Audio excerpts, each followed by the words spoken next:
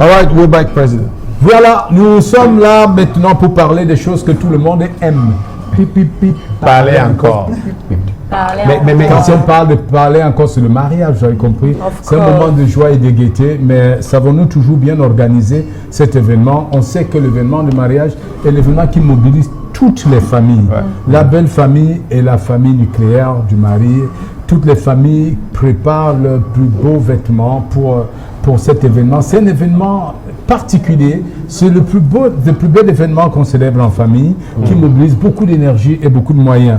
Et pour cela, il faut savoir comment l'organiser pour ne pas passer à côté. Et c'est à cause parfois des ratés et des plaintes des familles et des difficultés de beaucoup de familles à organiser de cet événement-là unique que Mélanie et toute son équipe ont décidé de mettre sur pied un salon de mariage. Ça fait 11 ans déjà que ça dure. Mélanie est sur ce plateau pour nous parler du salon de mariage 11e édition. Elle n'est pas seule. Mélanie qui est la principale organisateur, enfin, qui est le métronome, la pièce maîtresse de l'organisation du salon de mariage depuis 11 ans, est accompagnée de Karine Belmoussen également, bijouterie fine, bien sûr. Elle est sur ce plateau, vient nous retrouver. Et il n'y aura pas que ces deux charmantes dames.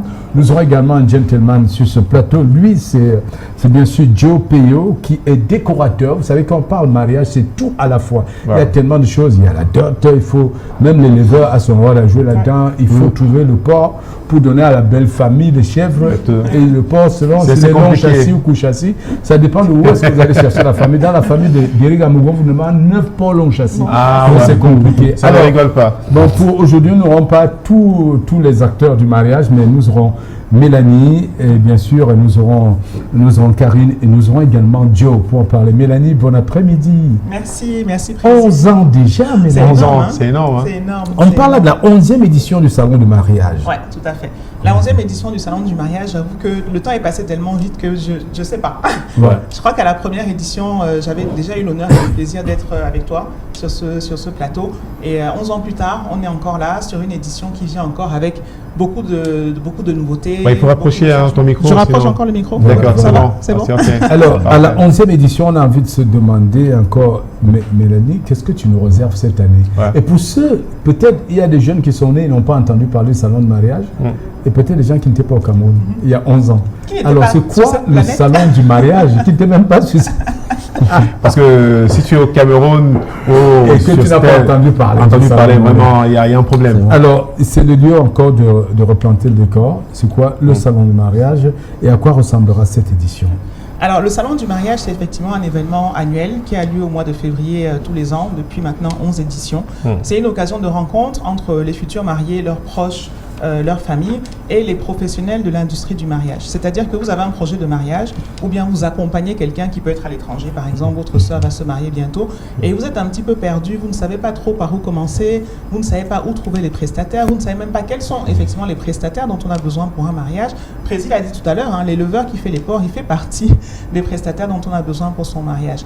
Donc ce qu'on vous propose en fait, c'est que le temps d'un week-end, plutôt que de marcher dans tout Douala pour aller chercher la décoratrice, le traiteur, le fleuriste et tout ça, vous venez nous retrouver cette année à la salle des fêtes d'Aqua, je reviendrai dessus dans un instant, et vous avez tous les prestataires sur un même lieu dont vous avez besoin pour votre mariage. C'est-à-dire que vous venez passer le week-end et quand vous sortez de là, vous avez les informations, vous avez les tarifs, vous avez pas mal de réductions également parce que les prestataires qui sont là font des offres salon quand même qui sont assez intéressantes.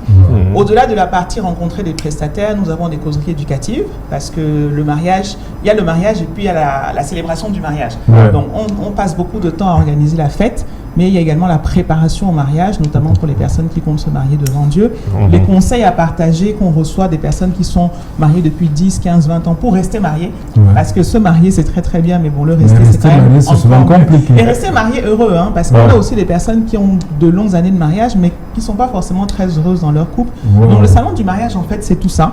On parle de la fête, on parle de la préparation au mariage, on parle de ce qui nous attend une fois qu'on est marié, qu'est-ce qu'on peut mettre en place pour être sûr d'être vraiment les couples et les familles les plus heureux possibles. J'ai jamais oublié ce qu'elle a dit. Elle a eu à transmettre sur ce plateau comme valeur. Elle disait, ne confondez pas le jour du mariage. Oui, ne pas confondre le mariage et le jour du mariage. Ne pas confondre le mariage et le jour du mariage, ça c'est très fort. Mais nous allons, moi, en tant que bonne Camerounaise, hein, donc on va parler au nom de tous les Camerounais. Donc, il y a l'élément qui sont le plus important dans le mariage, c'est la célébration de la fête. Donc le jour du mariage. Donc il y a beaucoup d'éléments qui entrent souvent en jeu, parmi lesquels les bijoux de mariage. Et du coup, je vais me tourner vers vous, Madame Belle, pour que vous nous en dites un peu plus. Comment faire le choix du bon bijou de mariage? Ah oui. Effectivement, nous, on fait la bijouterie fine. Et la bijouterie fine, c'est un standard assez élevé de qualité en termes de bijouterie. Donc, chez Dius Bakarine, par exemple, nous nous focalisons beaucoup sur la qualité. Parce que la qualité est le point focal du choix de nos bijoux. Parce qu'on considère chez nous que les bijoux, c'est un héritage qu'on transmet, qui se transmet de génération en génération. Donc, un bijou est censé durer. Donc, pour quelqu'un qui vient chez moi pour demander les bijoux de mariage, tout va dépendre d'abord du budget. Le budget, c'est la base. C'est sur le budget qu'on travaille. Pour des alliances de mariage, par exemple, pour le budget, si c'est l'or, si le budget est bon, je veux dire, on va parler, on va conseiller à la personne un bijou en or 18 carats dans des alliances. D'accord. Bijoux carats. Pour ceux qui ont un budget, qui n'ont pas un très gros budget, on va se baser sur l'argent 925 rodiers. Parce que c'est qualité, c'est durable et c'est bon. Maintenant, pour les bijoux de la mariée, tout va dépendre vraiment, comme je dis, du budget. De la tenue, parce qu'il y a la tenue, on doit tenir compte de la tenue, on doit tenir compte peut-être, mais ce qui est sûr, c'est toujours la base, au moins dans la bijouterie fine, en termes de qualité, la base, c'est de l'argent 925, on part dessus. Alors, Karine, avant que Derek me prenne la parole pour sa question, dites-moi un peu, quand on parle de bijoux, qu'est-ce qui rentre dans le bijou de mariage? Parce que moi, je ne connaissais que l'alliance. Justement, beaucoup de personnes se focalisent plus sur l'alliance. Mais bijoux de mariage, c'est tout ce qui rentre dans le look de la mariée. Donc, on a les boucles d'oreilles. Pas de mariée? Le marié, les hommes, vous savez que les hommes n'aiment pas trop. Après sa montre et son alliance, il n'y a plus rien. Non, c'est sa montre, c'est son alliance. Il ne va pas vouloir avoir autre chose. Mais la femme, on va voir les boucles d'oreilles, on va voir le collier, on va voir le bracelet. Et tout ceci. On va nous voir le truc pour la tête, dans les broches. Oui, comment on appelle ça, la broche? Les broches, et tout. Et tout doit toujours être en parfaite cohérence avec son look. C'est toutes les femmes qui m'ont mis l'argent. Tout ça, président, tout ça. Et aussi, je vais parler d'une chose qui marque aussi cette célébration. On parle de la décoration. On sait que les mariés mettent la barre de plus en plus haut en ce qui concerne la décoration de leur mariage. Alors, Monsieur Payot, quelles sont les tendances pour cette année et surtout, quels conseils donnez-vous aux mariés, aux futurs mariés pour leur décoration? C'est un décorateur et vous avez en image certaines de ses réalisations. Alors ça, c'est un mariage traditionnel, Joe. Oui, c'est un mariage traditionnel. Bon, répondez à la question de Alors, qu'est-ce que vous pensez pour les... Oui, effectivement, la décoration est vraiment changeante selon les temps et les époques. La décoration de 2000 ne sont plus celles de... Regarde ta caméra, Joe. Voilà, les décorations de 2000 ne sont plus celles de 2010 ou de 2020. Donc le décorateur se doit de s'acclimater et vraiment se mettre à la page. Et du coup, ces temps-ci, il y a beaucoup de changements. Des éléments qui sont plus en vogue maintenant, c'est au niveau par exemple des points photos. On quitte par exemple des traditionnels backdrops. On appelle backdrop. On met plus les roues sur les chaises aussi. Voilà, on met plus les roues sur les chaises en plastique. Qu'est-ce qui est tendance maintenant, Joe? Il y a des box photos. Ça change, c'est vraiment, on a vraiment quitté d'un site de décoration point photo à un autre. Il y a aussi au niveau des couleurs, les gens sont plus portés maintenant vers des couleurs un peu plus rafraîchissantes, moins prononcées, comme le terracotta. Tous les clients maintenant que tu vas voir, ils vont te dire je veux le terracotta. Les clients se posent la question. À quoi ressemble un peu le terracotta? Excuse-moi, Derek. À quoi ressemble le terracotta? Le terracotta, c'est un marron un peu clair là, comme le sac là. C'est pas possible d'avoir cela en image? Alors, c'est pas possible. Sur l'une des images, est-ce qu'on peut revenir sur les images de la déco, s'il vous plaît? Peut-être on va apercevoir du terracotta dessus pour comprendre ce qu'on sait. Les gens veulent un peu de couleurs moins prononcées. Un peu là derrière, il y a un peu du terracotta. Le set de table en paille là. Voilà.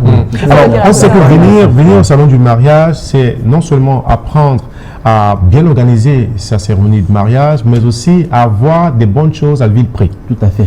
Est-ce qu'en moins de coût, on peut avoir une bonne décoration, M. Payot? C'est une très très bonne question. Effectivement, le prestataire fait toujours l'effort de s'adapter au budget du client.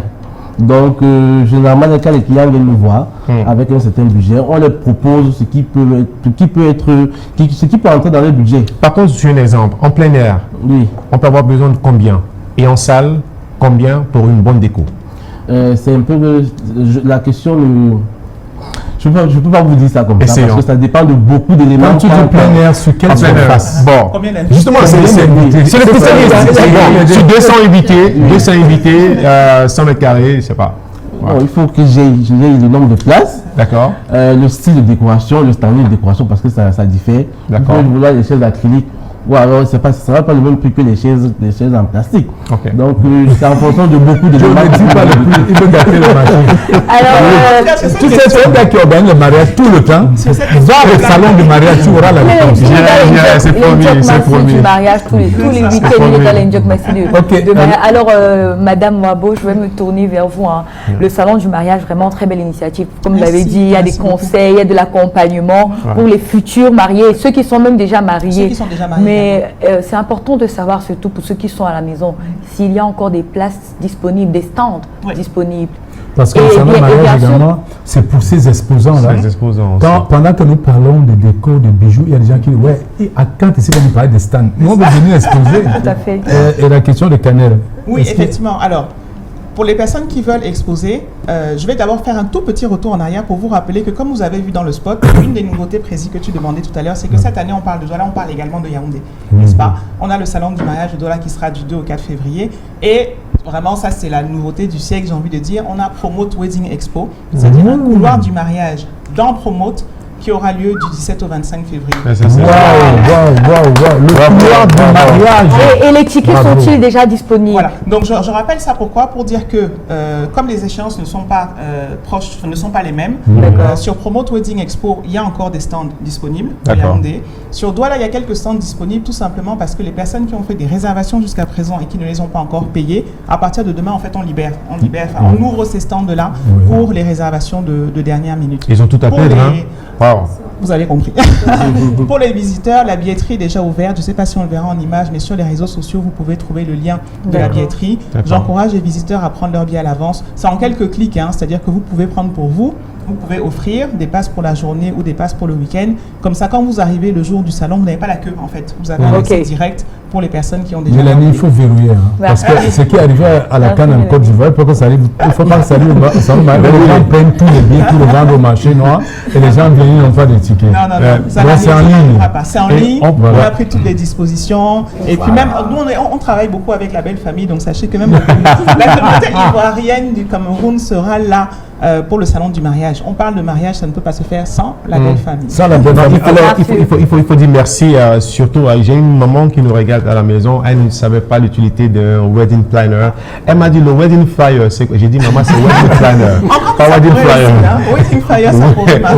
Wedding planner, et venez, vous allez comprendre les fonctions de ces différents acteurs de la cérémonie. Et pour terminer, je voudrais juste que Mélanie nous apporte un peu de précision. Qui est censé exposer au salon du mariage? Exactement. Alors, les exposants qu'on trouve au salon du mariage, que vous avez remarqué que je ne marche jamais seul. Aujourd'hui, vous avez vu la bijouterie, vous avez échangé avec Joe. Les stylistes modélistes, ceux qui vont couvrir les robes. On aura les robes de mariée, on aura les traiteurs, on aura la boisson, on aura la liste de mariage, on aura les faire-part, on aura le maquillage, on aura la coiffure, on aura les assurances, parce que quand on parle de famille, on parle de mariage, on parle de famille, il faut penser également aux produits d'assurance. On aura des traiteurs, oui. On aura un espace restauration d'ailleurs sur le salon qui est ouvert à tous. Même si vous ne venez pas visiter les stands, vous pouvez avoir accès à l'espace restauration où les traiteurs justement feront des dégustations des types de plats qu'ils peuvent proposer pour tout type d'événement. Donc vraiment, on est sur toute la chaîne de l'industrie du mariage. Quand vous venez là, normalement, vous ne pouvez pas repartir du salon sans avoir trouvé tous les prestataires dont vous avez besoin pour organiser le mariage des rêves. Et même, moi, je vais prendre mon stand. Les maîtres de cérémonie. Dans mon stand, il y aura des DJ. Ok, moi, je vais prendre mon stand. Mon maître de cérémonie favori. On aura un stand, je vais exposer Derek Kamougou, je vais exposer DJ Cyrus Black. Je vais exposer Mr. Léo parce que c'est le meilleur leveur, tout le monde adore. Je vais exposer mes chanteurs, ça dans mon stand. Parce que je vais commencer la pub de mon stand maintenant. Merci Mélanie. Merci Karine. Il y a les numéros de téléphone, ils peuvent appeler. En tout cas, appelez si vous voulez attraper un stand. Si vous pensez que vous êtes un acteur du mariage oublié, appelez Mélanie ouverte, elle va vous accueillir, elle va vous écouter. Ouais, Douala et Yaoundé. Surtout Yaoundé, réservez vos stands maintenant parce que Douala, c'est serré. Alors, dépêchez-vous quand même, parce que ceux qui ont réservé n'ont pas payé. Ça va être libéré demain. Ça veut dire quoi? On va réouvrir ces stands pour qui veut les prendre. Voilà. Merci Mélanie et bon dimanche. Rendez-vous au salon du mariage. À très bientôt.